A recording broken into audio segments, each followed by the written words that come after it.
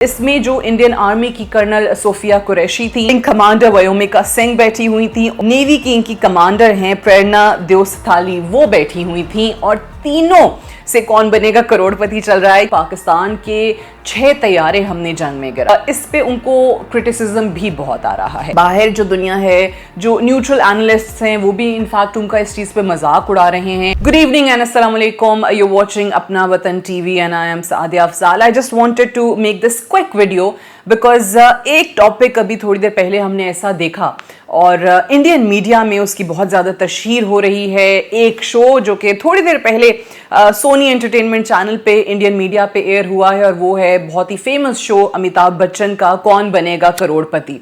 अच्छा, इसके पहले कुछ दिन तक हमें प्रोमोज चलते रहे क्योंकि आज 15 अगस्त है, आज इंडिया में वो अपना इंडिपेंडेंस डे मना रहे हैं, तो आज उसको बहुत ही ज़्यादा पेट्रियोटिज्म से, नेशनलिज्म से उस शो को जोड़ा गया, उसके प्रोमोज चलते रहे और उसमें ख़ास बात ये थी कि 3 लेडी ऑफिसर्स को बिठाया हुआ था। इस पे खैर मैं बाद में आती हूँ, ज़रा थोड़ा सा बैकग्राउंड की बात करें। हम सब जानते हैं कि ये जो पाकिस्तान और इंडिया की वॉर के बाद किस तरीके से उन्होंने एक ट्विस्ट कहानी में पैदा करने की कोशिश की और बताया कि जनाब हमने पाकिस्तान को शिकस्त दे दी है। हालांकि पूरी दुनिया जानती है कि उनका नैरेटिव अब कोई भी बाय करने को तैयार नहीं है। वेस्टर्न मीडिया बहुत ज़्यादा इंडिया सेंट्रिक होता था। इनफैक्ट अगर मैं कहूँ कि प्रो इंडिया नैरेटिव जो है वो उसमें प्रमोट किया जाता था, तो वो भी गलत नहीं होगा। अब वो वेस्टर्न मीडिया जो है, जो मगरबी अखबारात और टीवी और एनालिस्ट्स उनके हवाले से बात किया करते थे, उनके नैरेटिव को दुरुस्त नैरेटिव तस्वुर करते थे, अब वो भी उनका ये बयानिया मानने को तैयार नहीं हैं और पाकिस्तान ने ये जंग जीती है, इंडिया को बहुत बुरे तरीके से शिकस्त दी है, इसी नैरेटिव को वो भी लेकर चल रहे हैं। अच्छा, जब अब इंडिया को ये पता चल गया कि जनाब हमारी नाकामी हर कोई दिखा रहा है, कोई हमारी बात नहीं सुन रहा, तो रही सही जो तमाम तर कसर थी वो उन्होंने कहा हम अपने लोकल मीडिया के थ्रू निकालते हैं, डोमेस्टिक मीडिया जो है उसका इस्तेमाल करते हैं। और उसमें भी ख़ास तौर से अगर मैं ये कहूँ कि जो उनकी एंटरटेनमेंट इंडस्ट्री है उसका इस्तेमाल करने की उन्होंने कोशिश की कि जो हमारे बड़े बड़े नाम हैं, जो हमारे फिल्म स्टार्स हैं, जो हमारे बहुत ही रिनाउंड एक्टर्स हैं, उनको हम लाएं और उनके ज़रिए ये नैरेटिव जो है एटलीस्ट बाहर की दुनिया तो चले मान नहीं रही, अपनी आवाम को ये हम सेल करते हैं, इसको अपनी आवाम में, अपने मुल्क में इसको मार्केट करते हैं। सो उसके लिए सोनी एंटरटेनमेंट चैनल का ये जो शो है इसका इंतखाब किया गया। अमिताभ बच्चन इसको होस्ट कर रहे थे। पिछले दिनों बहुत ही ज़्यादा उनको हजीमत का सामना करना पड़ा पूरी दुनिया से। क्यों?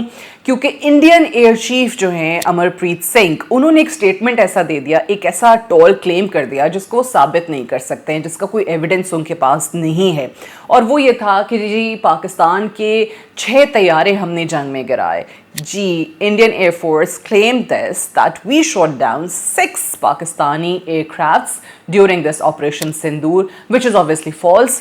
इसका कोई एविडेंस नहीं है, कहीं से भी उनको इस बयान पे सपोर्ट नहीं मिल रही है।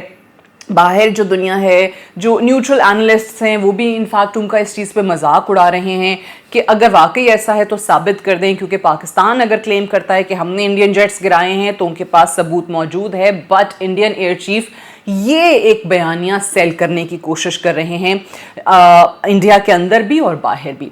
अच्छा, अब आ जाते हैं कौन बनेगा करोड़पति। अगेन एज आई सेड कि उन्होंने अपने लोकल आर्टिस्ट्स का इस्तेमाल किया और अपनी आवाम को खुश करने के लिए उन्होंने कहा कि जनाब ये जो हमारी इंडियन ऑफिसर्स हैं इनको बिठा देते हैं, एक नेवी की, एक एयरफोर्स की और एक आर्मी की।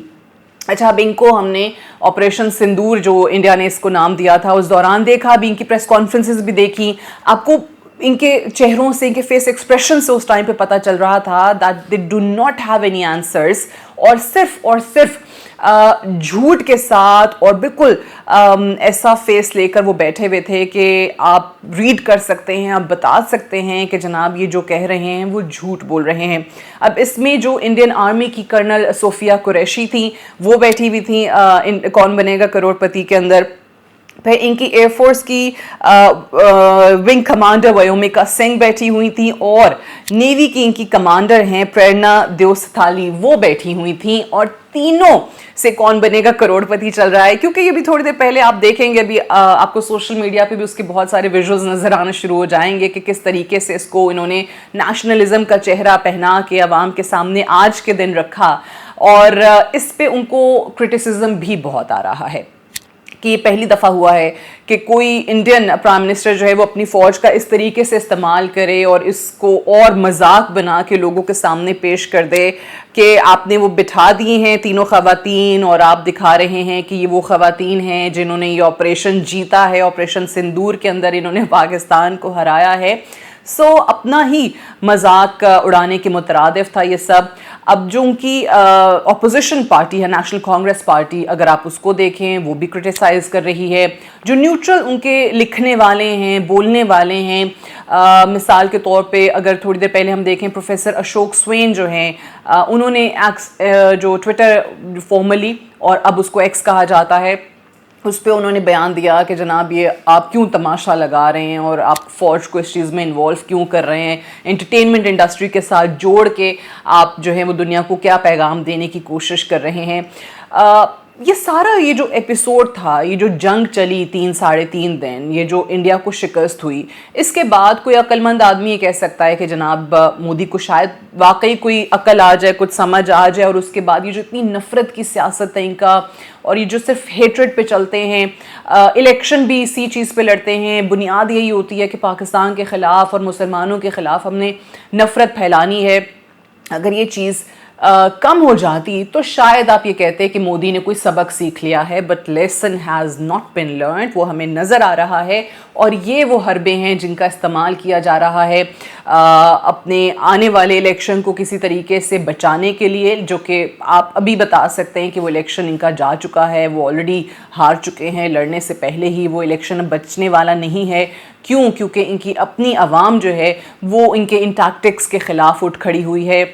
उनको भी एंटिक्स नज़र आ रहे हैं, उनको भी पता चल रहा है कि हमें किस किस तरीके से पास्ट में भी धोखा दिया जाता रहा है और अभी भी इंडिया बाज आने वाला नहीं है, ख़ास तौर से अगर प्राइम मिनिस्टर मोदी जैसा शख्स जो है वो इस ओहदे पे बैठा हुआ हो। लेकिन ये ज़रूर याद रखना चाहिए कि अगर अब की बार दोबारा से कोई ऐसी हरकत की पाकिस्तान के ख़िलाफ़ तो जवाब पहले से ज़्यादा शिद्दत से मिलेगा। Thank you so much for watching and please do give us your feedback on अपना वतन टीवी। आप क्या देखना चाहते हैं, क्या कंटेंट हम आपके लिए लेकर आएँ ताकि हम उसी हिसाब से इसको तरतीब दे सकें। And please subscribe to our channel, do comment and share. Thank you. You are watching अपना वतन।